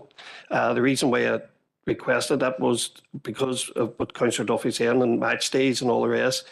There was one night I was called down, you wouldn't have got a fire engine or an ambulance down into the houses, so just as a point of information, they are looking at that and it's going through legislation. Okay, thank you, Councillor Norris. Item 16, I have Councillor Riley indicated. Yeah, Chair, thank you very much for bringing me in. Chair, I'm conscious that in an hour or so at 7 o'clock, there's a yellow weather warning for rain across Northern Ireland. So in relation to the flooding update that's there, it is good to see eventually the DFA have brought forward confirmation that there is an economically viable scheme has been identified for Drumahoe, and that the department are proceeding now to design stage.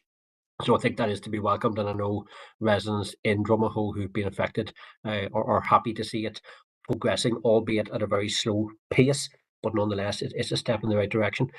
Chair, the paper that's before us this evening doesn't detail the time scale or the amount of additional capital funding that's going to be required for this.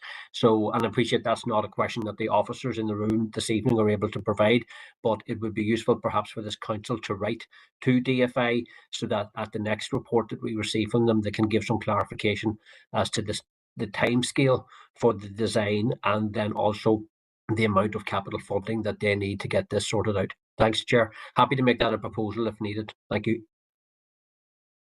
No, I don't think it's required. Karen's reassured me here. Alderman Hussey on the same issue. Yeah, it's actually the last item there, the homeowner flood protection grant scheme. Is it possible to get from the department some stats, particularly relative to the district council area, as to where the grant is being availed of?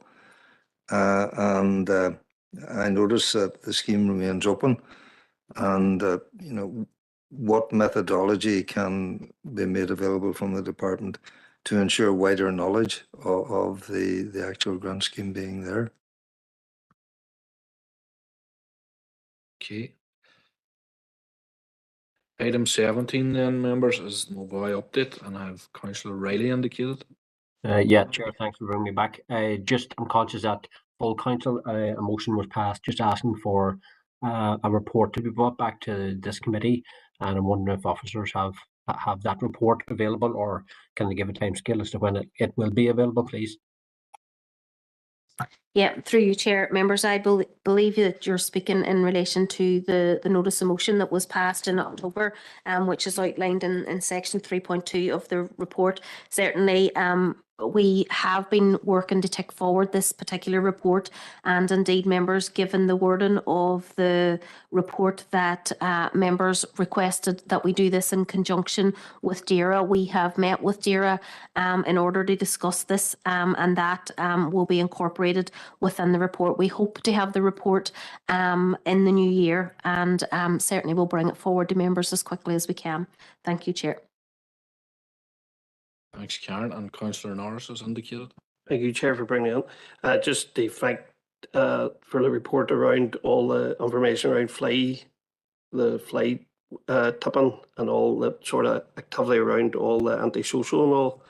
It's amazing when you read through it, like even just in July, like 200 tyres tipped outside the gate, which is just not acceptable at all, so I thank the department for that information.